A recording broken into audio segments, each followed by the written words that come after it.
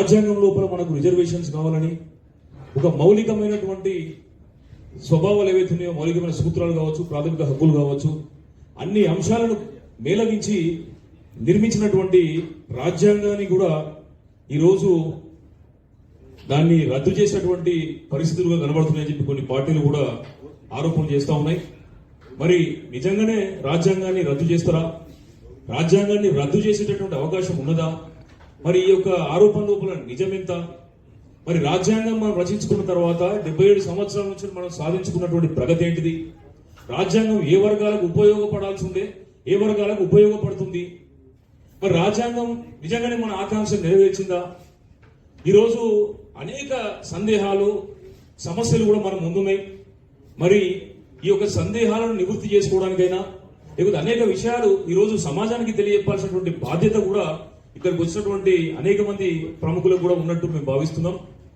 ఎందుకంటే ఒక మంచి సబ్జెక్టు, అసలు రాజ్యాంగం ఏ కారణాలతో రచించుకున్నాం, రాజ్యాంగం యొక్క ప్రయోజనాలు ఏంటిది, రాజ్యాంగం యొక్క ప్రయోజనాలు నెరవేరుతున్నాయా లేవా అనేటటువంటి అంశాన్ని ఈరోజు మనకు రాజ్యాంగ నిపుణులు, ఏదైతే రాజ్యాంగానికి మూల స్తంభమైనటువంటి పార్లమెంట్ లో కూర్చున్నటువంటి పార్లమెంట్ సభ్యులు, మాజీ పార్లమెంట్ సభ్యులు, అసెంబ్లీ సభ్యులు, లేదా మాజీ శాసనసభ్యులు, వీళ్ళంతా కూడా ఇక్కడికి చేరుకుని ఆ యొక్క సబ్జెక్ట్ మీద మనకు ఏదైతే సందేహాలు ఉన్నాయో సందేహాలను నివృత్తి చేయడానికి ఈరోజు మనందరికీ కూడా వాళ్ళు సమయం ఇచ్చినందుకు వాళ్ళందరికీ కూడా ఇక్కడ చేరుకున్నటువంటి వాళ్ళందరికీ కూడా మనందరి తరఫున ఒకసారి చప్పట్లతో వాళ్ళందరికీ కూడా మనము మన యొక్క సంతోషాన్ని తెలియపాల్సిన కోరుతున్నాం.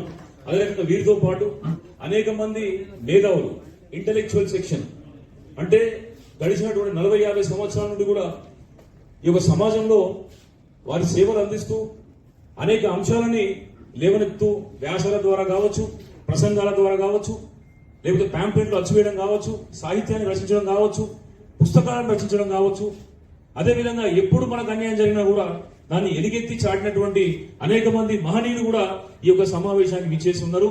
మనకు నారగోని గారి గురించి మనము తెలియనటువంటి బీసీ నాయకులు ఉన్నారు. సార్ 2 రాష్ట్రాలలో కూడా అనేక కార్యక్రమాలు నిర్వహించడంతో పాటు సార్ ఏంటంటే అనేక పుస్తకాలు కూడా బీసీలను చైతన్యవంతం చేసేటటువంటి విధంగా, దళితులను చైతన్యవంతం చేసేటటువంటి విధంగా కూడా వాళ్ళు అనేక పుస్తక రచన కూడా చేసిండ్రు. వారు కూడా ఉద్యోగాన్ని రాజీనామా చేసి మరి ప్రజాక్షేత్రంలోకి వచ్చిండ్రు. అదే రకంగా రామకృష్ణ గారు ఉన్నారు. ఇలా సంఘ సంస్కర్తలు ఎంతో మంది కూడా మనకు ఆద్యులైనటువంటి అంబేద్కర్ గారు, పూలే గారు, పెరియార్ రామస్వామి నాయకర్ లాంటి యొక్క మహనీయులను స్ఫూర్తిగా తీసుకొని ప్రయాణం ప్రారంభించినటువంటి వ్యక్తులు వాళ్ళు ఉన్నారు. అదే రకంగా మనతో పాటు జర్నలిస్టులు, ఈ సమాజానికి దిక్సూచి అంటే దిశ నిర్దేశించేటటువంటి జర్నలిస్టులు కూడా మనతో పాటు ఉన్నారు. ఆ జర్నలిస్టు వర్గం నుంచి ఒక ఆణిముత్యమైనటువంటి మన అన్న ప్రముఖ విశ్లేషకులు జర్నలిస్ట్ శ్రీమాన్ తులసి గారు కూడా ఈ రోజు ఈ యొక్క కార్యక్రమానికి అనుసంధానం చేయడానికి, అదే రకంగా దీన్ని నిర్వహించడానికి కూడా మనకు సమయం ఇచ్చిన వారికి కూడా ఒకసారి చెప్పడంతో మనందరం కూడా మన యొక్క సంతోషాన్ని తెలియజేసిన కోరుతున్నాం.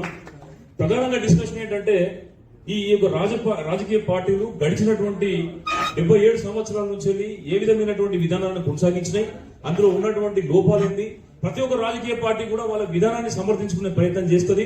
మరి ఈ క్రమంలో వాళ్ళని ప్రశ్నించేటటువంటి అవకాశం కూడా ఈ సామాజిక వేత్తలకు, జర్నలిస్టులకు కూడా ఉండదు. కాబట్టి ఈ రోజు మనం ఏర్పాటు చేసినటువంటి కార్యక్రమంలో ఇంటరాక్టివ్ గా ఉంటది.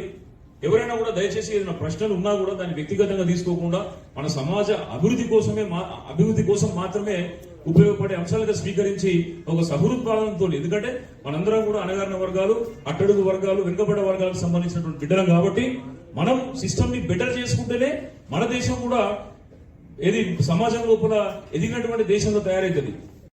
వర్ధిల్లాలి బహుజనుల ఐక్యత, వర్ధిల్లాలి భారత రాజ్యాంగం, వర్ధిల్లాలి భారత రిజర్వేషన్లు, వర్ధిల్లాలి బహుజనుల ఐక్యత.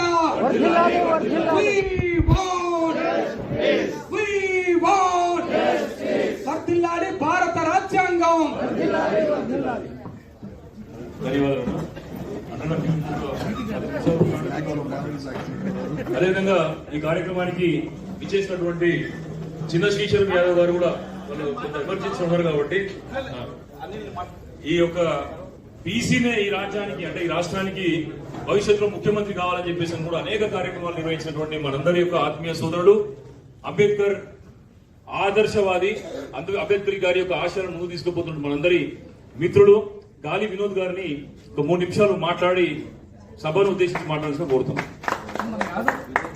స్టూడెంట్ యాదవ్ మాట్లాడుతున్నా ప్రొఫెసర్ అయినాక స్టూడెంట్ సమాధ్యక్షులు మిత్రులు అట్లీస్ట్ ఫ్యూచర్ జనరేషన్ భవిష్యత్తులో వాళ్ళు అట్లీస్ట్ మనం గుర్తు పెట్టుకునే విధంగా మనం అందరం మీద శాశ్వతం కాదు, మనం అందరం మీద పుట్టినామంటే ఏదో ఒక రోజు మనం అందరం చావాల్సిందే, ఏదో ఒక రోజు మనం ఇక్కడి నుంచి పోవాల్సిందే. కానీ మనం మన ఫ్యూచర్ జనరేషన్స్ కి ఒక చెట్టునిచ్చి వాళ్ళందరూ కూడా ఆ నీడల బతికే విధంగా మనం అందరం కూడా చేసుకోవాలని కూడా ఈ వేదిక నుంచి కోరుతున్నాను. మరి మా నాయకుడు కూడా ఈ రోజు ఆనంద్ భాస్కర్ అని చెప్పినట్టు నిజంగా కూడా అలాంటి నాయకుడు దొరకడు.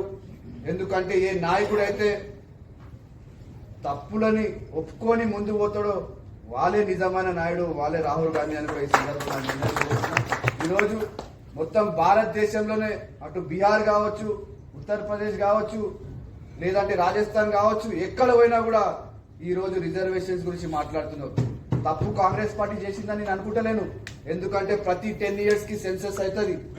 దాన్ని ఆనంద్ భాస్కర్ అని చెప్పినట్టు కాంగ్రెస్ పార్టీ అధికారంలో ఉన్నప్పుడు దాన్ని రిలీజ్ చేసే టైంలో పార్టీ అధికారంలో నుంచి కోల్పోయింది. మళ్ళీ అదే దాన్ని కంటిన్యూస్ బీజేపీ ఎందుకు చేయలేదని కూడా ఈ వేదిక నుంచి ఒకసారి నేను ప్రశ్నించదలుచుకున్నాను. అదే బీజేపీ ఆ రోజు చేసి ఉంటే ఈ రోజు పరిస్థితులు ఇలా ఉండకపోతుండే. ఎందుకంటే 10 years అయిపోయింది. ఈ 20 years నుంచి ఈ రోజు కాస్ట్ సెన్సస్ జరగకుండా పబ్లిక్ డొమైన్ లో లేవద్దు. ఇప్పుడు మనం అందరం కూడా ప్రశ్నించాల్సింది ఏంటంటే ఫస్ట్ జరిగిన కాస్ట్ సెన్సస్ ఏదైతే ఉందో దాన్ని పబ్లిక్ డొమైన్ లో పెట్టాల్సిన బాధ్యత కూడా బీజేపీ ప్రభుత్వం పైన ఉంది. మనం అందరం కష్టపడదాం. ఇది కేవలం ఒక ప్రారంభం మాత్రమే. ఎందుకంటే ప్లాట్ఫామ్స్ వేరైనా, నేను ఆర్గనైజేషన్స్ వేరే ఆర్గనైజేషన్కి వచ్చినా కూడా సమస్య వచ్చినప్పుడు మనం అందరం ఒకటే. ఆ రోజు తెలంగాణ గురించి మనం అందరం పోరాటం చేసినాం. బీజేపీ కావచ్చు, టీడీపీ కావచ్చు, ఏ పార్టీ అయినా, సిపిఎం కావచ్చు, ఏ పార్టీ అయినా కూడా తెలంగాణ సమస్య వచ్చినప్పుడు అందరం పోరాడుకొని తెలంగాణ తెచ్చుకున్నాం. ఈ రోజు మరొక సమస్య మన ముందుంది. మన జాతికి న్యాయం జరగాలి, మన బీసీ బిడ్డలకు న్యాయం జరగాలంటే మనం అందరం కూడా మన వ్యక్తిగత స్వార్థం పక్కన పెట్టి, మనం అందరం కూడా మన ఐడియాలజీని పక్కన పెట్టి, సొంత ఐడియాలజీని పక్కన పెట్టి జాతికి న్యాయం చేసే పెద్దలు ఉన్నారు. వాళ్ళ గైడెన్స్ లో మనం అందరం నడుచుకోవాల్సిన అవసరం ఉంది. ఒక మంచి ప్రారంభాన్ని ఈ రోజు ఈ వేదిక నుంచి మనం అందరం కూడా, సరే సిచ్యువేషన్ ఏదైనా కలుసుకోవడానికి అవకాశం దొరికింది. సార్ కూడా ఉన్నారు, మన గోపాల్ సార్ గారు, వినోద్ సార్ ఫస్ట్ నుంచి కూడా ఆయన ఎప్పుడు కూడా అట్లనే ఉంటాడు. అది కూడా మనకు అదృష్టం. ఉంటేనే మనకు కూడా మంచిగా అనిపిస్తుంటది. ఎందుకంటే మన ఇంటి వాడే. ఎప్పుడైనా ఎవరైనా అట్లా మాట్లాడుతున్నంటే అది కేవలం మన కుటుంబ సభ్యుడికి హక్కు ఉంటుందని కూడా ఈ సందర్భంగా తెలియజేస్తున్నాను. ఎందుకంటే మన కుటుంబంలోనే కూడా, మన కుటుంబ సభ్యుడికే, ఇంట్లో పెద్దవాళ్ళైనా చిన్నవాళ్ళైనా ఎవరైనా కూడా ఆ ఫ్రీడమ్ కేవలం కుటుంబ సభ్యుడికే ఉంటుంది. మనం బీసీ అయినా, ఎస్సీ అయినా, మనం అందరం కుటుంబ సభ్యులమే. మనం అందరం కష్టపడదాం. రేపు దీన్ని ఇంకా ఆర్గనైజ్డ్ వేగా ప్రజలకు ఏ విధంగా తీసుకెళ్లాల్సిన బాధ్యత కూడా మనపైనే ఉంది. నేను అందరికీ కూడా రిక్వెస్ట్ చేసిన పెద్దలు, సార్ నేనేమన్నా